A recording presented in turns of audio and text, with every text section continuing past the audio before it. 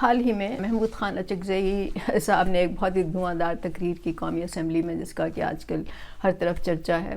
تو بات یہ ہے کہ محمود خان صاحب خود کون ہیں؟ یہ پختونخوا ملی عوامی پارٹی کے سربراہ ہیں۔ اس پارٹی کی بنیاد جو ہے وہ پختون قوم پرستی پر ہے، جس کے ہم مخالف ہیں، کیونکہ ہم سمجھتے ہیں کہ قوم پرستی کی بنیاد پہ جو پارٹیاں قائم کی جاتی ہیں وہ آئیڈینٹی پالیٹکس سے کھیلتی ہیں، اور اس سے لوگوں کو تقسیم کیا جاتا ہے بجائے اس کے کہ ان کو یونائٹ کیا جائے۔ اس کے علاوہ انہوں نے کچھ ماضی میں ایسے بیانات بھی دیے تھے جس سے کہ صوبائیت کی بو آتی تھی، تو وقت پڑھنے پر یہ پختون کارڈ بھی کھیلنے کو تیار ہوتے ہیں، اور پھر یہ کہ یہ صوبائیت کو بھی ہوا دیتے ہیں۔ بات یہ کہ انہوں نے کہا کیا؟ اچھا، انہوں نے یہ کہا کہ پارلیمنٹ یہ ریزولوشن پاس کرے کہ آئندہ سے اسٹیبلشمنٹ جو ہے وہ سیاست میں اس کا کوئی کردار نہیں ہوگا۔